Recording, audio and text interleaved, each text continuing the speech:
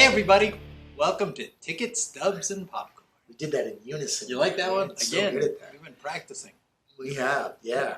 What are we doing today? We are going to be focusing on a director today, not as an actor, although this person did both. Ron Howard. Good old Ronnie Howard. Good old Ronnie Howard. Gotta love Ronnie Howard. Good stuff. I'm looking forward to this. I am too. This is really fun. So, but for the end, let's talk about, and part of this is driven by a movie that was recommended to me that I want to complain a little bit about. So, why not do it on this show? Why not? So why not? So a movie that's got like too many little twists at the end.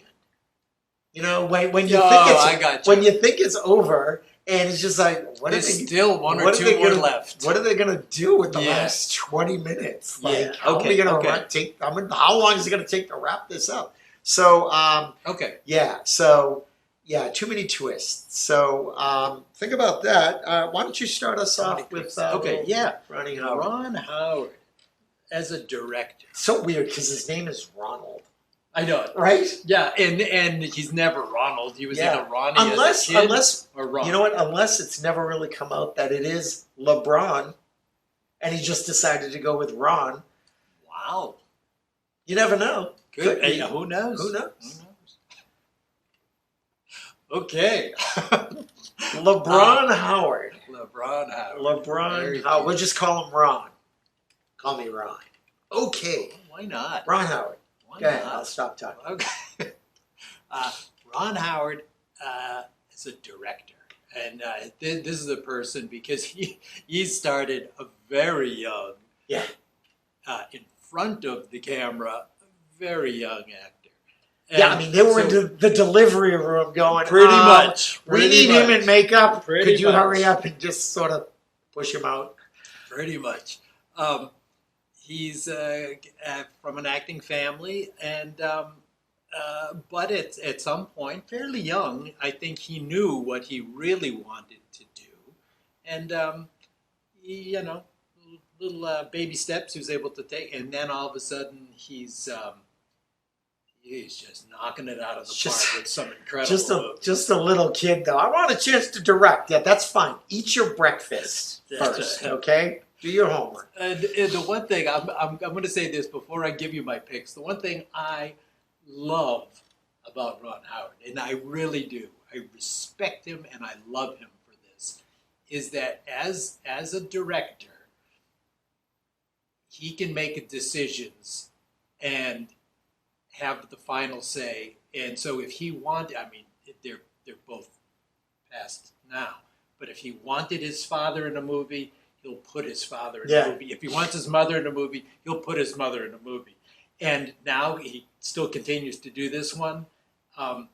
He has a unique, distinctive-looking brother, and he uses him all the time, and I love him for that. And I really Clint's do. got an acting career all on his own. Same thing, yeah. And so I just love and respect Ron Howard for that.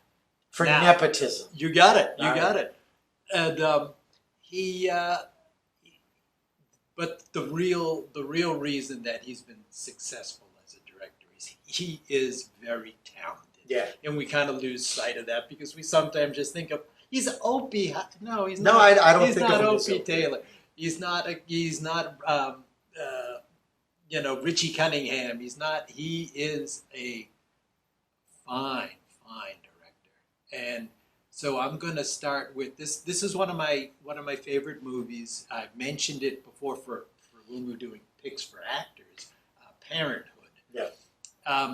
It's not the earliest one, but it's fairly early. He does so well with moving this movie along, and many actors in this movie. This is like a multi-generational family, so there are a lot of actors, to work with, and he directs them all well. There's slices of life within each story. They're all interconnected, but there's things going on in different couples' lives and in different characters' lives, and we never get bogged down with, all right, we've seen too much of Jason Robart, or we've seen too much of Steve Martin. No, everybody gets, you know what I mean? There's everybody in this movie does a good job, and not only, obviously, they're all talented actors, and in some cases, with this specific cast, Academy Award winners,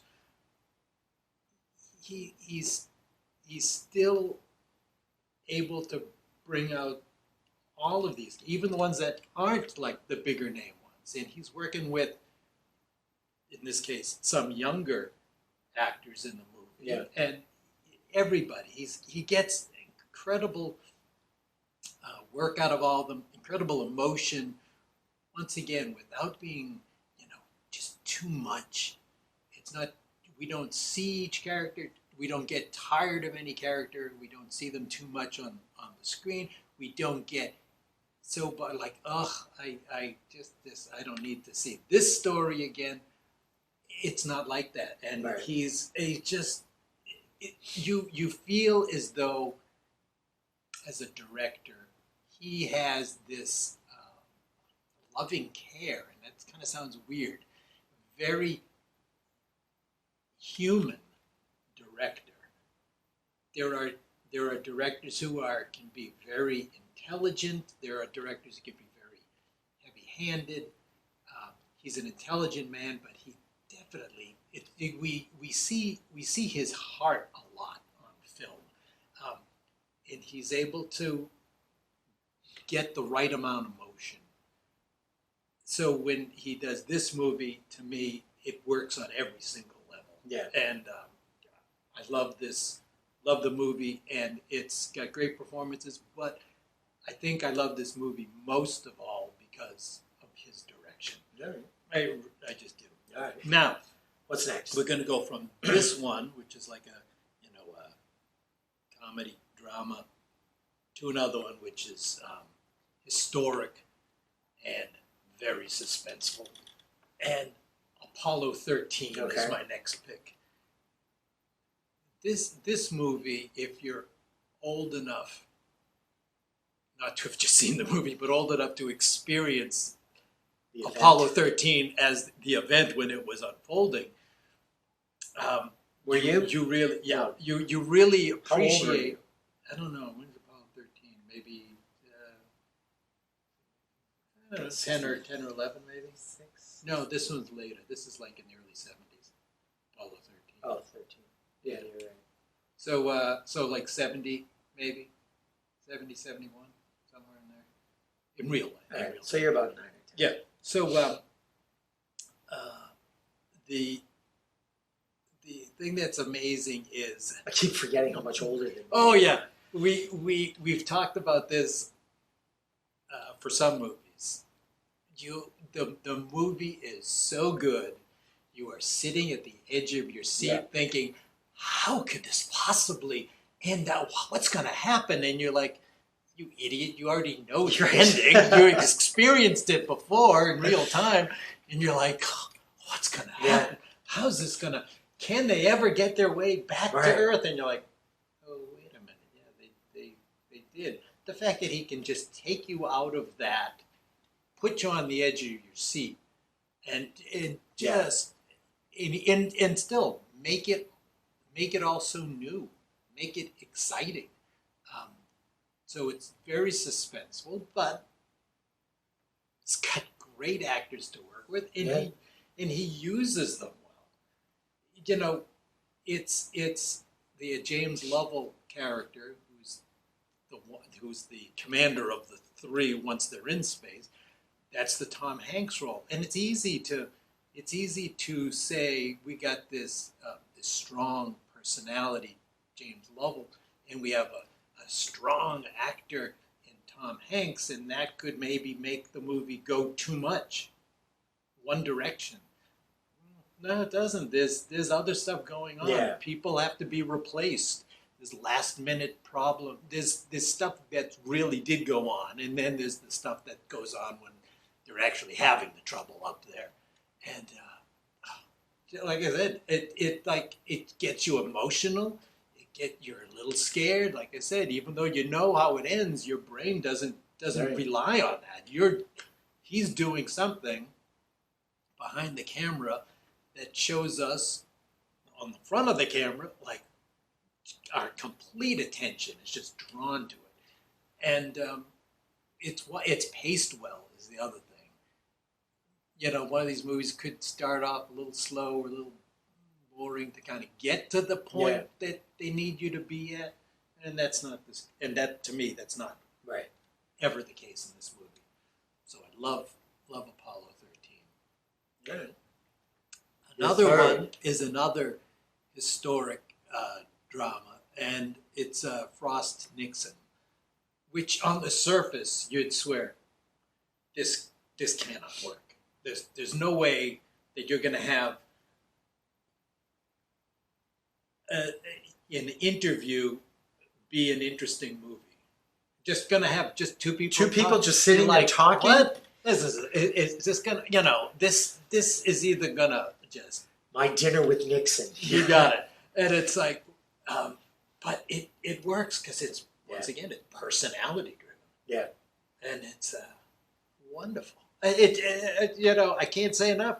And there's always enough. Like I said, there's always enough. When it comes to Ron Howard, there's always enough. There's intelligence there, and there's skill, but there's always just enough heart where you start to you watch the movie and you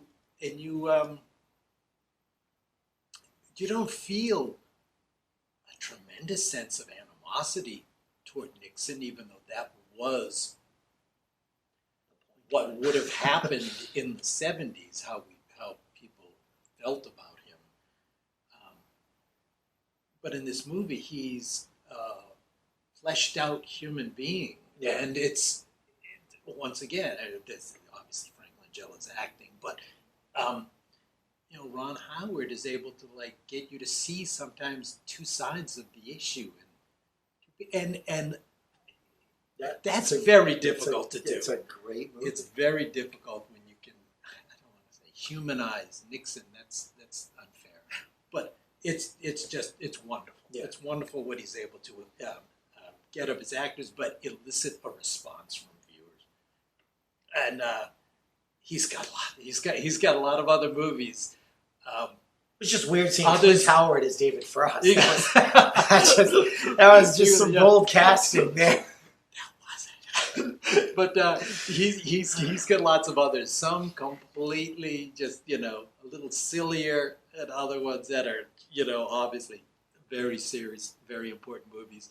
And these are somewhere in different points. Well, he's I would say he's kind of, I don't want to say hit or miss because he's definitely more hit Definitely more than hit. miss. Yeah. So I do think he takes chances.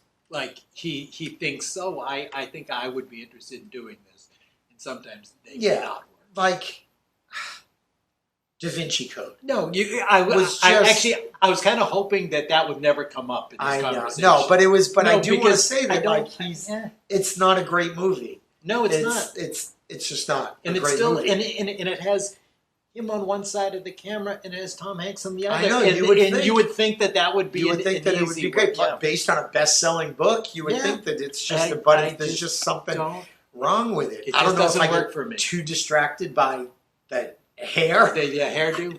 I don't know. It just doesn't work. But anyway, we agree on a couple. Really? Yeah, Okay. we do. So I definitely agree with Parenthood. Mhm. It's just got such, usually in an ensemble movie like that with there's multiple stories Yeah. going on, sometimes it doesn't work and you do see too much of one, or you might think, all right, there's way too much going on here, which is a Yeah, constant, I can't hold it together. right, which is a That's too much. constant criticism of something like Love Actually. We're just like, let's take out about 3 different stories and we'll still have a good movie. But I think with Parenthood, when you've got all the different stories and all the different family members, and they have different levels of drama associated with them, and I think that the different layers or the different I guess the different intensity of whatever problem is going on with Yeah. with because each some family at a member. certain moment Some is of them are different. just like, all right, this is not a big deal. You're going to be fine. Whereas, oh yeah, this guy, Amadeus is just sort of dumping his kid. So Yeah. it runs the gamut, but none of it is too melodramatic. None of it is too silly. It's a great balance. So the other one we agree on is Apollo 13. Another fantastic example of your brain knowing how this ends, Yeah. but your Yeah. your emotions are just like shit. How are they going to be okay? Yeah. And yeah, I totally agree with you on that one. It really is, and again, you've got that combination. You got Ron Howard, you got Tom Hanks, and you've got this great story that could go south at any minute. And living through it, I was too young at the time to really absorb what was going on there, old man. So, yeah, it being a true story and still being able to hold you, I think is the triumph of that. Yeah. My third choice is somewhat controversial. No, it's not Backdraft. It's not The Paper, which were two other great Ron Howard movies. Excellent. And I wrote down in my notes, you know what, I'm going to take The Paper, which is great. It's a great Michael Keaton performance. Yeah. It's really fantastic. Yes. But I wanted to address Solo. Oh, okay. Yeah, because it was not something that you would think Ron Howard would direct. No. To jump into a franchise not necessarily, like that. Yeah. It's not universally considered a great Star Wars movie. I enjoy it.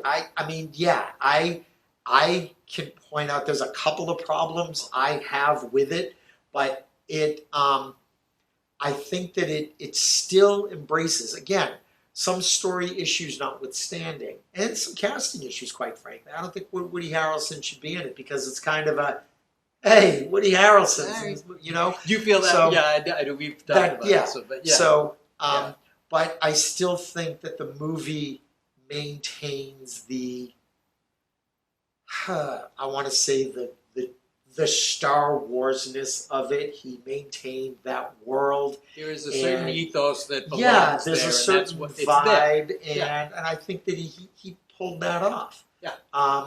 Little things in that movie that sort of turned me off a little bit when where they give Solo his last name. That was a little to be done. That was I agree. that part. Seriously, there was part of me that expected that Imperial character to look at the camera and just go, "Hey, yeah, why not?" Right? So, or Ron Howard as the narrator from Arrested Development, going, "Yeah, and that's how it happened." So. But yeah, I just I think that Solo is one of my favorite Ron Howard movies. It keeps me firmly embedded in the Star Wars world. Yeah. And I think it gets too much crap, so I wanted to I think it defend it. If it gets crap, we know where that's coming from. Well, yeah. That unfortunate being known as the Star Wars fan, even though we are Star Wars fans, are the worst. There are, yeah. So hashtag Star Wars fans are the worst. So, but yeah, those Ron Howard he's a solid director, but I don't think he hits home runs all the time. No, he doesn't. He's reliable. And you know something? It's way up there. It's way up there. It didn't make my top three, and it didn't make your top three. A Beautiful Mind, which is what he actually won his Academy Award Best Director for. Yeah. I've got nothing against it. I just meant I've got three others that I For like. me, that movie is just like a perfectly adequate moment and a perfectly adequate depiction of a beautiful mind. It was perfectly fine. And yes. I don't remember who he was up against for Best Director. I don't know either, to be honest. So, and yes, give Ron Howard an Oscar for that. Fantastic. So, So, all right, let's talk about twists. Too many twists. Too many twists. I want to call out a movie. Go ahead. I'm calling out the movie The Voyage. Ugh. It was on Prime. It's a pretty new movie. Which is the reason why you've come with this question, right? Too many twists at the end. It's too new a movie, so I don't want to spoil it.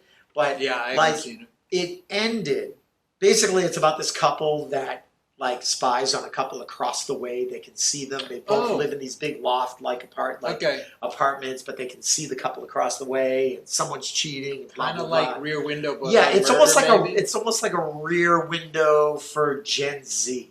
You know, that kind of thing. Yeah. So, and it was just like goes I through haven't blah even blah blah. heard You know, this. no, it's you wouldn't. It's a very good looking movie and it's very by the numbers, but it's almost like they finished the movie and it was just like, oh man, we got some. I still have some room. I still have some paper left.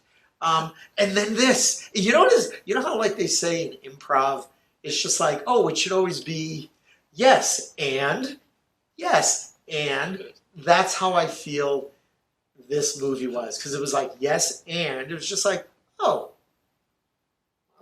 Why can't it be yes? Because we got time. We got time. It's just like, okay, now we're going to do this. And then the ultimate end of it was not good.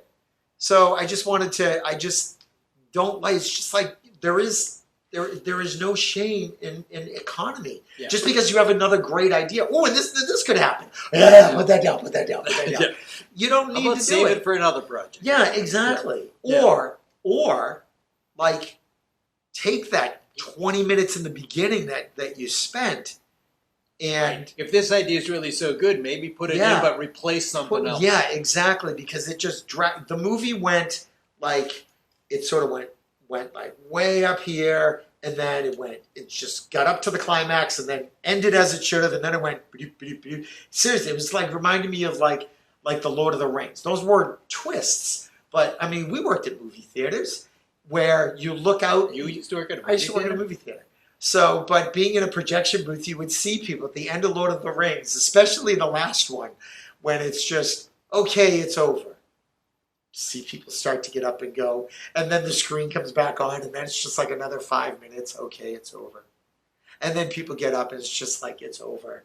And it was just so funny to watch people get like punked that this movie was over. I'm waiting for Matthew Broderick to come out dressed as a hobbit going, no, there's more. Don't go home.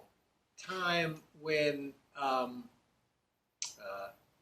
M. Night Shyamalan would get dumped on because, But he wouldn't have too like many twists. But the thing is, he became known for having a big twist within his movies. But not multiple. You expected it, right, but not multiple ones. So, classic, one of his movies, but it's a classic, movie with a twist in it, Sixth Sense, to me, works completely. Perfectly. I would even say, what's Usual Suspects. Village? Oh, yeah. Village works. Yeah.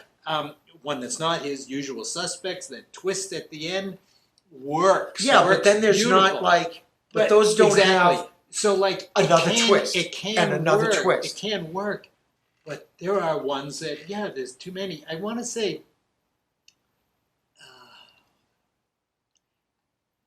the movie's okay. Which one? I was going to say I like the movie. I'm not even sure if I do like it. It's fine. 7.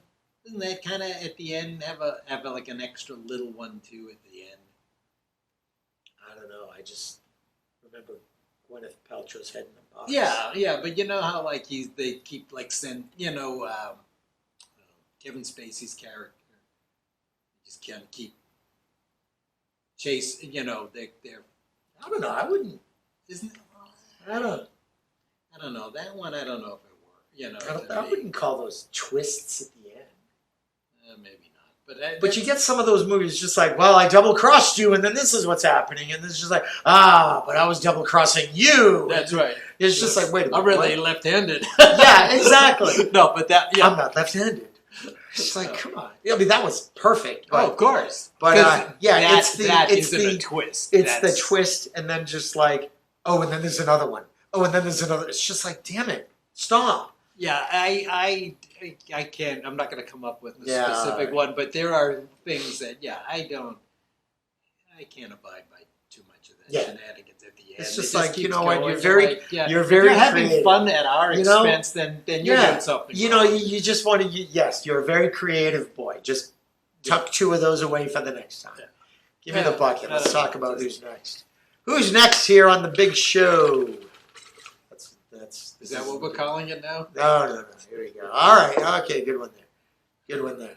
So, that's the big show here I am today, excited. folks. This one's a good Thanks for watching and listening on the podcast. And But wait, we're not over thumbs yet. up. But wait, there's another thing.